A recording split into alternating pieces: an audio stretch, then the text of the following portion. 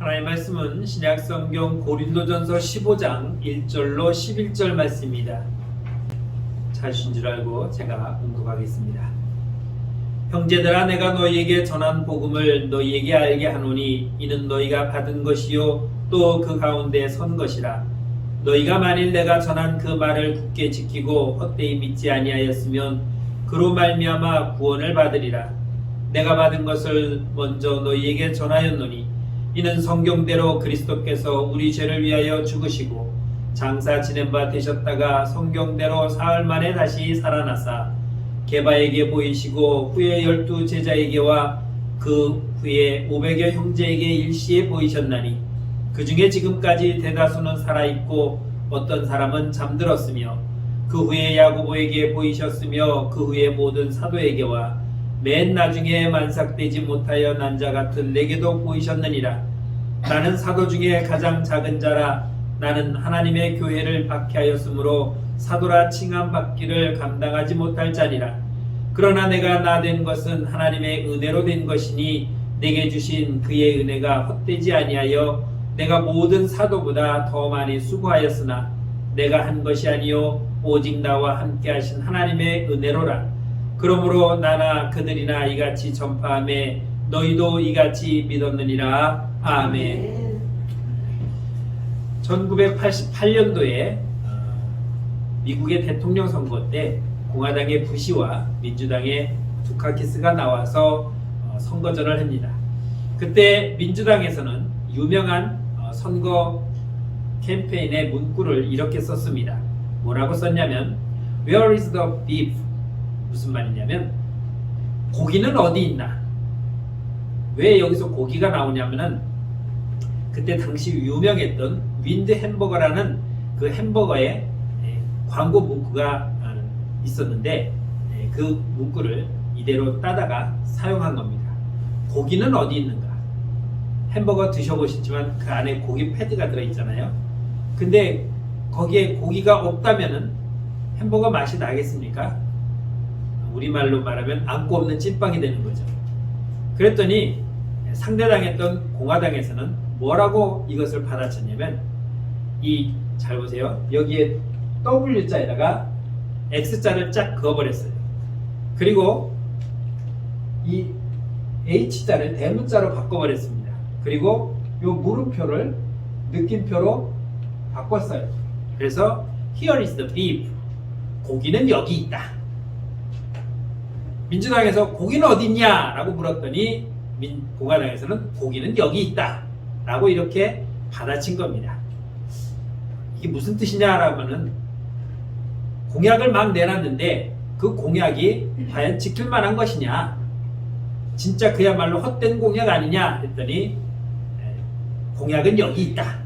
우리는 이러이러한 것을 하겠다라고 그렇게 맞받아친 것입니다. 우리나라 같으면 뭐라고 하겠습니까? 과거가 어떻고 뭐가 어떻고 부인이 어떻고 자식이 어떻고. 우리 얼마 전에 대선 끝나봐서 알겠지만 대통령이 무슨 공약을 나왔다는 것보다는 그 부인이 무엇을 했느냐, 그 아이들이 무엇을 했느냐만 잔뜩 늘어나서 졸지에 부인이 대통령보다 더 유명해지는 선거가 되지 않았습니까? 이게 바로 그런 것이에요. 공약은 얘기 안 하고 부인 자랑만 하고 자식 자랑하다가 끝난 대통령 선거가 바로 우리 대통령 선거였습니다. 오늘 우리가 믿는 예수 그리스도, 이 예수 그리스도를 믿는 여기에 가장 핵심적인 것이 무엇이냐? 우리가 말하고 있는 이 복음이라는 것은 도대체 무엇이냐라는 것을 사람들이 물을 때에 우리는 그 복음이 무엇이라고 대답할 수 있겠습니까? 야, 니네가 말하는 예수는 뭐냐? 니네가 믿는 기독교는 무엇이냐? 거기서 주장하는 가장 핵심이 무엇이냐? 라고 물을 때에 예수님이지 라고 말하는 것과 주님이 우리를 위해서 죽었다가 살아나셨다는 이 이야기, 여기에는 두 가지가 있습니다. 죽었다는 것과 살아났다는 것. 기독교의 가장 핵심은 바로 이것입니다. 이게 복음입니다. 이게 없다면 그야말로 안고 없는 찐빵이 되는 것입니다. 여러분 공갈빵 드셔보셨습니까? 빵이 이따만해요. 조금 거짓말 못하면 축구공만 하죠. 이야, 저거 하나 먹으면 배 부르겠다.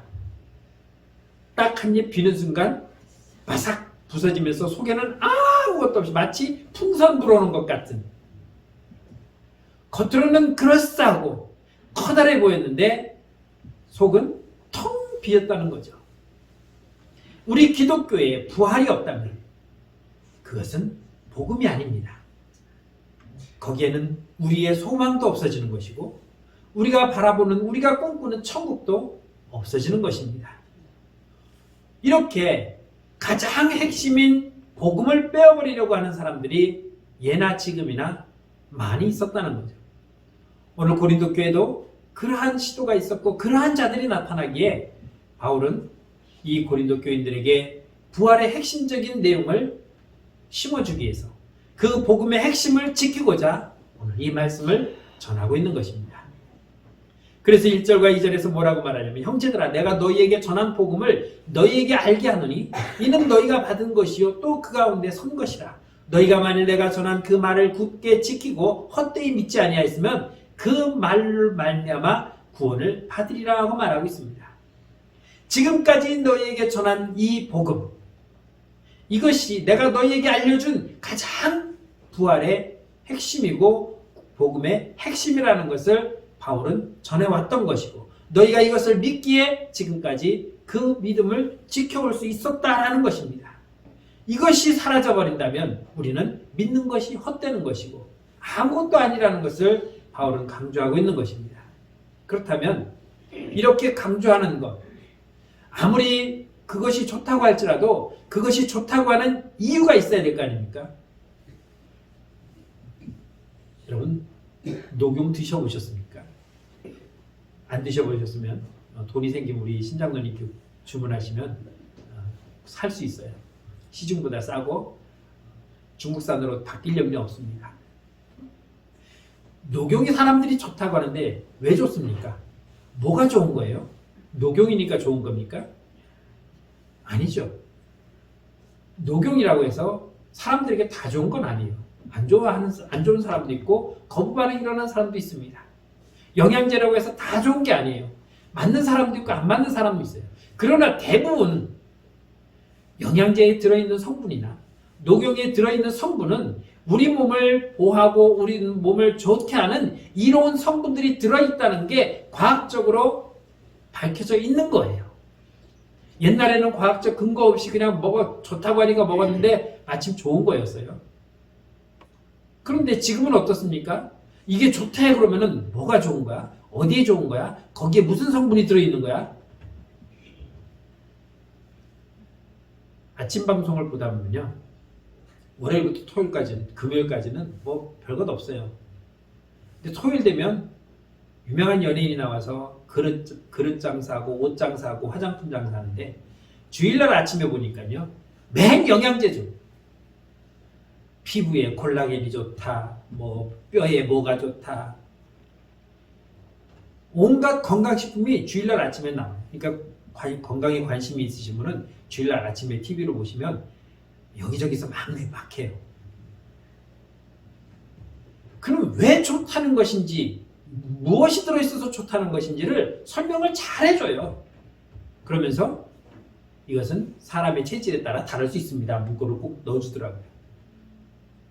그런데 복음은 그럼 왜 좋은 것이냐? 그걸 우리가 왜 믿어야 되느냐? 뭐 근거가 있어야 되잖아요. 증거가 있어야 되잖아요.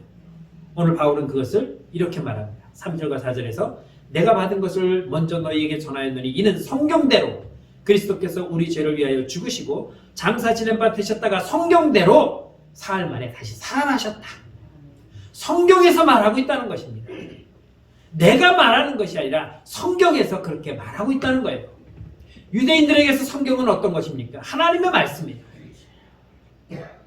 시내산에서 모세가 받은 그 십계명부터 시작해서 구약의 모든 선지자들이 하나님으로부터 받은 그 성경, 하나님의 말씀, 그것이 바로 성경입니다. 그것은 거짓일 수 없고 1.1획도 바뀌어서도 안 되고 있는 그대로만 믿어야 되는 하나님의 말씀인데, 그 말씀에 뭐라고 말씀하냐면 우리를 위해서 죽을 것이고 우리를 위해서 살 것이라고 하는 것을 분명하게 말씀하셨는데 그 예수께서 성경대로 죽으셨고 성경대로 사셨다. 그러니 이것이 진짜다라는 것. 이것이 그래서 우리가 믿을 수밖에 없는 증거라는 것을 말하고 있는 것입니다. 아무리 누가 자기 것이라고 우겨도 내 집이 내 등기부상에 내 이름이 있으면 그건 내 거예요. 안 그렇습니까? 팔아서 등기 이전을 해주기 전까지는 계약금만 받고 뭐 잔금을 90%를 받았어도 완불하기 전까지는 나는 명의를 안 넘겨줘요. 그러면 돈은 내가 90% 받았다 할지라도 아직 이 집은 누구 소유예요? 내 거예요. 그걸 누가 증거해줘요? 누가 증명해줘요? 등기부 등본이. 하나님의 말씀이 이것을 증거해주고 있다는 것입니다. 그래서 바울은 여기서 두 번이나 말합니다. 성경대로 죽으셨고 성경대로 살아나셨다. 대표적인 예로 이사야서 53장 5절로 6절에서는 이렇게 말합니다. 그가 찔림은 우리의 허물 때문이요 그가 상함은 우리의 죄악 때문이라. 그가 징계를 받음으로 우리는 평화를 누리고 그가 채찍에 맞음으로 우리는 나음을 받았도다. 우리는 다 양 같아서 그릇 행하여 각기 제 길로 갔거늘 여호와께서는 우리 모두의 죄악을 그에게 담당시키셨도다. 그래서 어떻게 했다고요? 죽인 거예요. 시편 16편 10절에서는 말씀합니다. 이는 주께서 내 영혼을 소홀에 버리지 아니하시며 주의 거룩한 자를 멸망시키지 않으실 것입니다 라고 말하면서 죽은 것으로 끝나지 않는다라는 것을 분명히 우리에게 말씀하고 있는 것입니다. 누가 그걸 봤는데? 누가 그걸 목격했는데? 증인 데려와봐.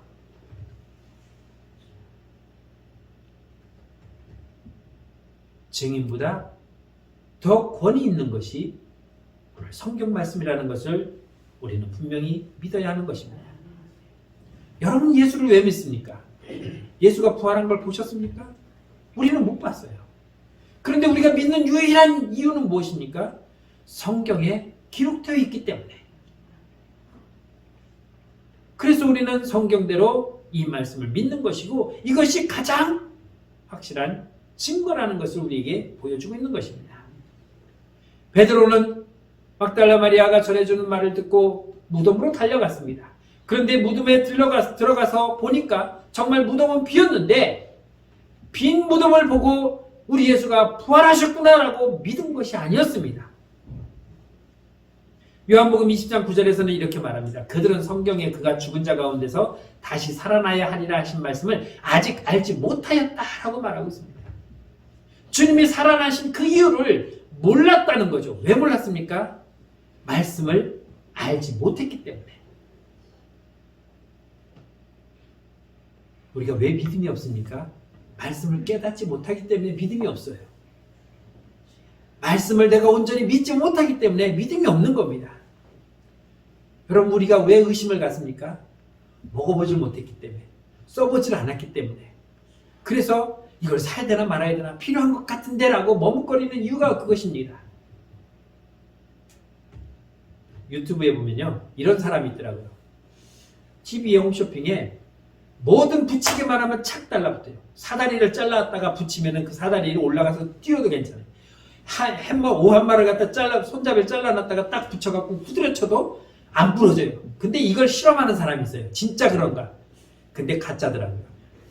그 사람이 똑같이 그걸 사가지고 붙여서 오한마를 쳐봤더니 똑 부러졌어요. 사다리를 다시 잘랐다가 붙여갖고 올라가서 퉁퉁 댔더니 뚝 부러졌어요. TV에서 선전할 때는 사다리를 반절 잘라놨고 그 본드로 붙여갖고 올라가서 탕탕 뛰어도 안 부러지던 사다리가 진짠가 하고 써봤더니 부러지더라고요. 그래서 저도 그거 한번 사볼까 했는데 마침 그거 보고는 안 샀어요.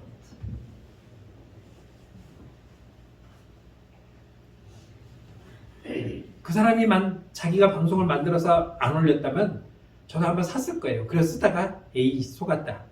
실망했을 겁니다. 내가 모르기 때문에 누군가 사서 입었다면 누군가 사서 써봤다면 그 사람이 후기를 올렸으니까 아 그렇구나 하고 알면은 나도 사겠는데 하나님 말씀이 이렇게 죽었다가 이렇게 살아났다고 하는, 살아날 것이라고 하는 그 말씀이 있는데도 불구하고 그 말씀을 내가 깨닫지 못하고 믿질 못하니까 말씀대로 못 사는 거예요. 그래서 믿음이 없는 거예요.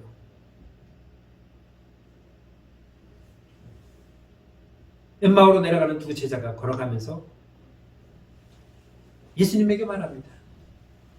아, 당신은 몰랐습니까? 예루살렘에 예수가 죽었다가 누구는 뭐 살아났다기도 하고 하는데, 다시 생각해 보세요. 죽은 사람이 어떻게 살아납니까?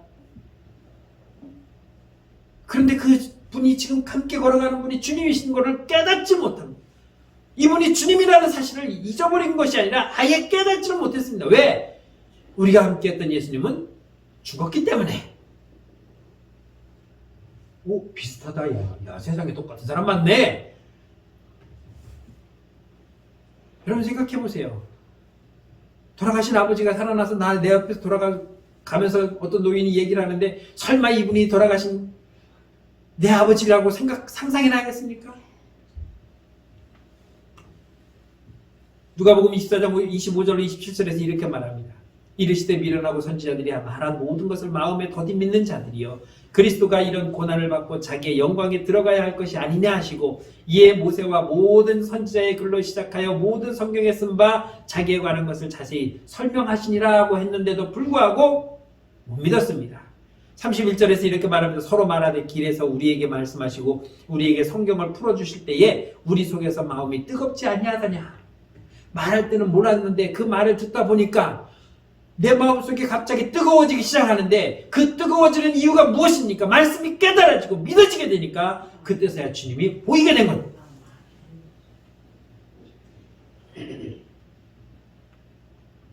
성경대로 다 기록된 대로 되어 있음에도 불구하고 믿어지지 않으니까 믿지를 못했던 그들이 오늘 말씀을 듣고 깨달아지니까 주님이 보이게 된 것입니다. 어떤 유명한 목사님이, 훌륭한 목사님이 설교를 하기 때문에 믿어지는 것이 아니라, 유명한 신학박사, 신학사들이, 교수가 나와서 교리적으로 설명을 하기 때문에 믿어지는 것이 아니라, 성경의 말씀을 그대로 믿으면 믿어지게 되는 것입니다. 두 번째는 제자들의 목격담입니다. 증인입니다. 5절로 10절 말씀입니다. 게바에게 보이시고 후에 12제자에게와 그 후에 500의 형제에게 일시에 보이셨나니, 그 중에 지금까지 대다수는 살아있고 어떤 사람은 잠들었으며, 그 후에 야고보에게 보이셨으며, 그 후에 모든 사도에게와 맨 나중에 만삭되지 못하였는 자 같은 내게도 보이셨느니라. 나는 사도 중에 가장 작은 자라. 나는 하나님의 교회를 박해하였으므로 사도라 칭함받기를 감당하지 못할 자니라. 그러나 내가 나된 것은 하나님의 은혜로 된 것이니 내게 주신 그의 은혜가 헛되지 아니하여 내가 모든 사도보다 더 많이 수고하였으나 내가 한 것이 아니요 오직 나와 함께 하신 하나님의 은혜로다라고 말씀하고 있습니다. 예수의 부활은 성경에 기록된 대로 되지만 증인도 있습니다. 게바, 즉 베드로입니다. 또 12제자들에게 보이셨습니다. 그리고 500의 형제들에게도 보이셨고, 맨 나중에 만삭되지 못한 자인 나 같은 자에게도 주님이 보이셨다라고 말씀하고 있습니다. 마태복음 28장 10절에서 보면 이렇게 말씀합니다. 가서 내 형제들에게 갈릴리로 가라. 거기서 나를 보리라. 예수님께서 제자들에게 보이시기 위해서 가서 내 형제들에게 알려라. 내가 갈릴리로 갈 테니까 거기서 만나자. 주님이 부활하신 그 모습을 여러 사람들에게 보였습니다. 사람들은 거짓말이라고 말합니다. 죽은 줄 알고 무덤에 갖다 넣었는데 마치 안 죽어가지고 다시 살아났다, 깨어났다. 제자들이 그 시체를 훔쳐가가지고 딴 데다 묻어놓고 빈 무덤을 보여주면서 살아났다라고 거짓말한다, 이렇게 말합니다. 그런데 한두 사람이라면 말하겠지만 12제자는 예수님을 쫓아다녔으니까 그들은 같은 일당이라고 하니까 그렇다 치더라도 500여 명에게 한꺼번에 보이셨고 그들 중에 대다수는 지금 살아있다라고 말합니다. 바울이 주님을 만난 이후에 이 고린도 교회에 가서 지금 복음을 전하는 시간적 차이는 약 한 20여 년밖에 차이 나지 않습니다. 그러니 많은 사람들이 보고 몇 사람은 죽었을지 모르겠지만 많이 살아있다는 거죠. 그 증인들이 하지. 그러니까 고린도 교인들에게는 지금 확실한 두 가지 증거가 나타나고 있는 것입니다. 하나는 성경이라는 말씀이고 하나는 그 예수님이 부활하신 모습을 보여주었던 그것을 직접 목격했던 500의 성도들, 그 중에 많은 사람들이 아직 살아있다. 몇 사람 같은 경우에야 뭐 돈 주고 매수할 수 있겠죠. 그런데 이 많은 사람들을 어떻게 다 통치할 수가 있겠습니까? 바울은 지금 이 두 가지 확실한 증거를 제시하고 있는 것입니다. 이렇게 다 보여준 그 후에 만삭되지 못한 나 같은 자에게도 주님은 나타나서 보여주셨다라고 말씀하고 있습니다. 어떤 사건이 있을 때에 증거만큼, 증인만큼 확실한 증거는 없습니다. 증거를 가져왔는데 증인이 없어요.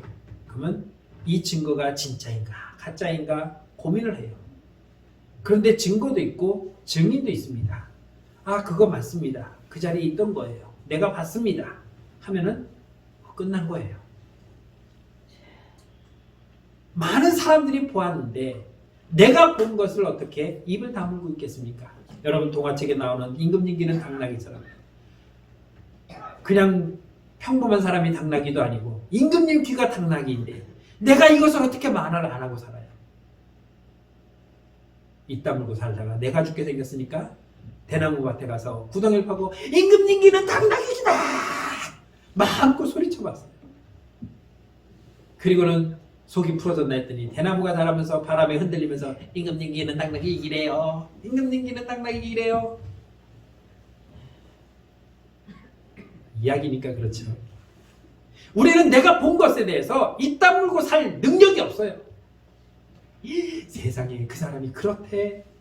있는 대로만 말하면 괜찮은데 그래 그렇대. 근데 내가 또 하나 봤어.